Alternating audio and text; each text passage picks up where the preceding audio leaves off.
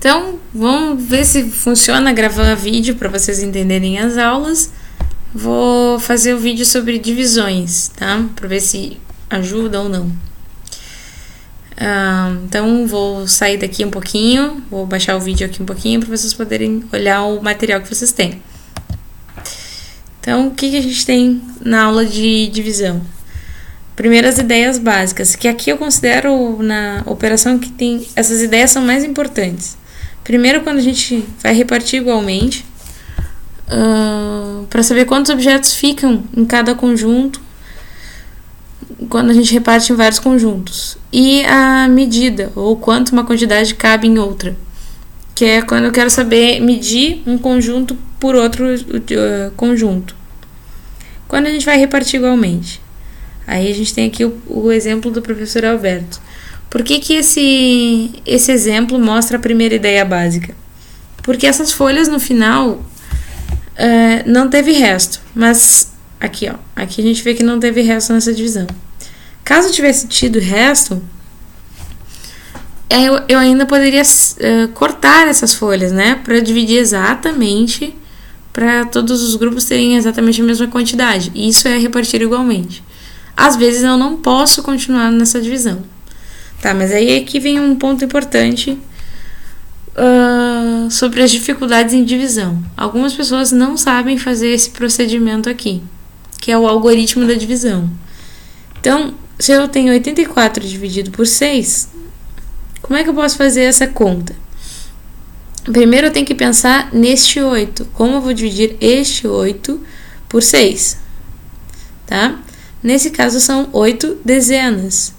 Então eu sei que cabem 6 dezenas, uma vez, um grupo de 6 dezenas dentro desse aqui. Então, repartimos igualmente 8 dezenas por 6, dá uma dezena para cada equipe e restam 2 dezenas, que é o que acontece aqui. Disso daqui, a gente vai pensar agora nessas 4 unidades que eu tenho para fazer a divisão. Eu vou juntar essas 2 dezenas que sobraram com essas 4 unidades. E aí eu vou ficar agora com 24 unidades para dividir por 6. Trocamos 2 dezenas por 20 unidades, com mais 4 unidades que tínhamos, passamos a ter 24 unidades. Agora a gente faz essa divisão, que deu 4.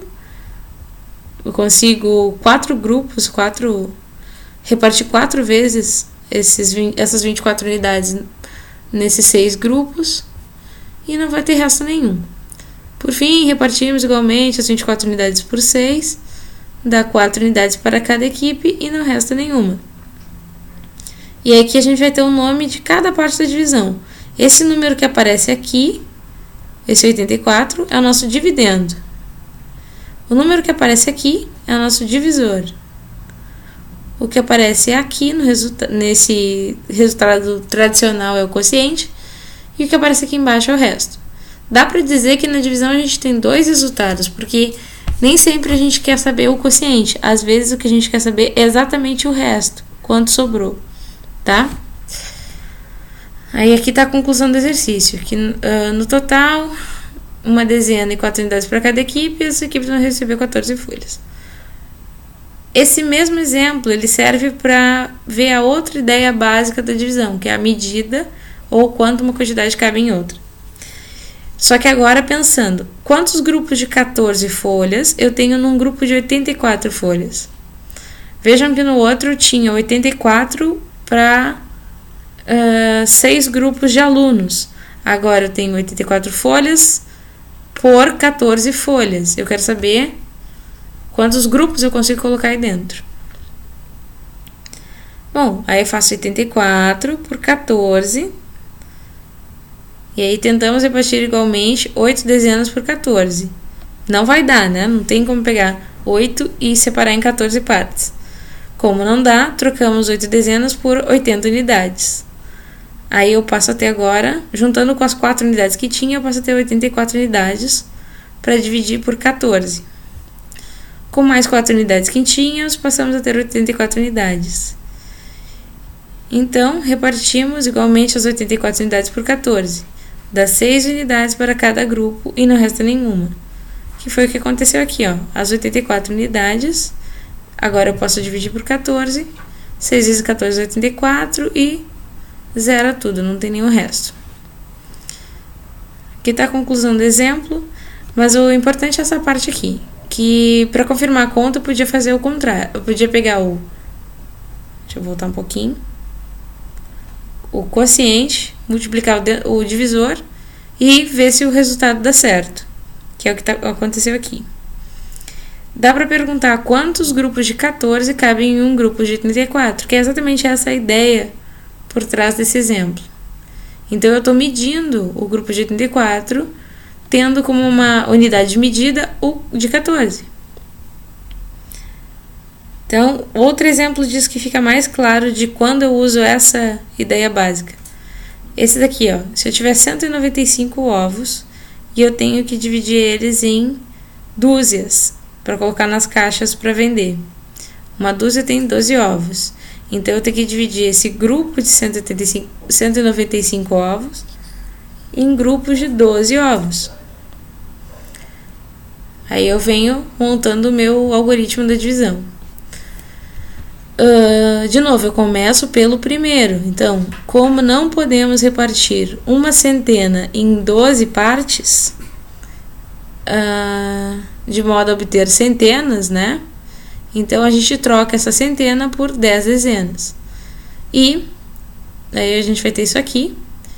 Com as 9 dezenas que já tinha, passamos a ter 19 dezenas. Aí agora a gente vai fazer a divisão. Dá para pegar pelo menos um grupo de 12 dentro desse de 19, que é o que acontece aqui.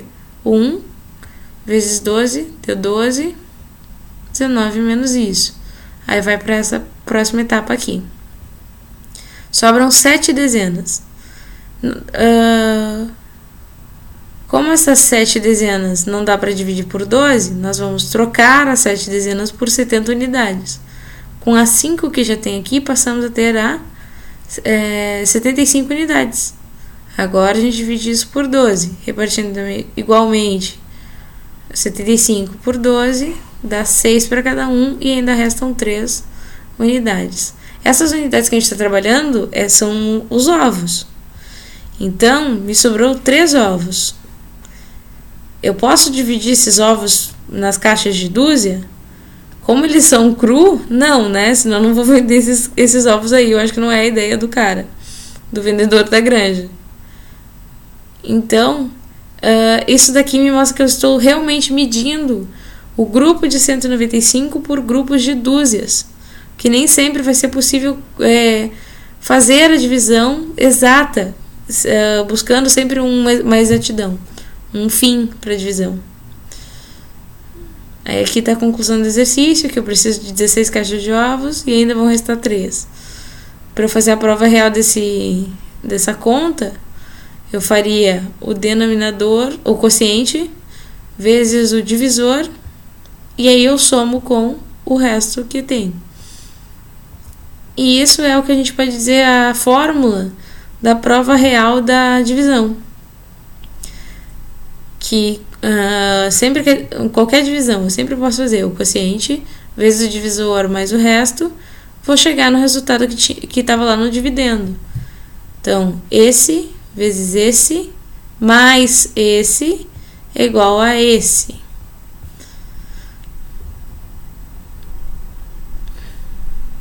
Os restos na divisão, eles têm alguns papéis bem importantes. Eles nos dizem coisas muito importantes sobre a divisão. Quando não existe resto, a divisão é exata. Quando existe, ela não exata. O resto nunca pode ser maior. Aqui falta um detalhe. Ou igual ao divisor. Ele nunca é maior ou igual ao divisor. Ele nunca passa do valor do divisor. E ele me diz quanto falta para a divisão ser exata. Ali naquela do 195 com 12. Se eu subtrair do 195 3, que era o que sobrava, esse número vai dar para dividir por 12. O resultado disso dá para dividir por 12. Se eu pegar o meu divisor, o 12, menos o resto, eu vou chegar no número 9. O meu 195 mais 9 também pode ser dividido por 2. Tá? Esse 18 aqui significa que era para ler essa notinha aqui, ó, que está escrito aqui.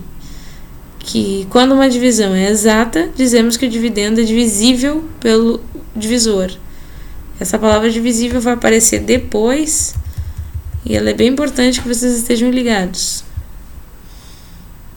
E depois tem alguns exercícios que eu já passei para vocês fazerem. Aí vem os outros detalhes da divisão que também são importantes dentro das aulas que a gente já viu.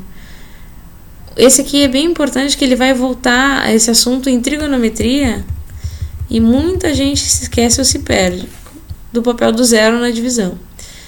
Zero dividido por qualquer número. Eu posso dividir o zero por qualquer número. Impossível dividir por zero. Então, sempre que aparecer, tanto divide por zero, esquece, não dá para fazer, para aí. E o zero dividido por ele mesmo, a gente diz que é indeterminado, tá? Não diz nem que é impossível, e nem que é zero, e nem que é 1.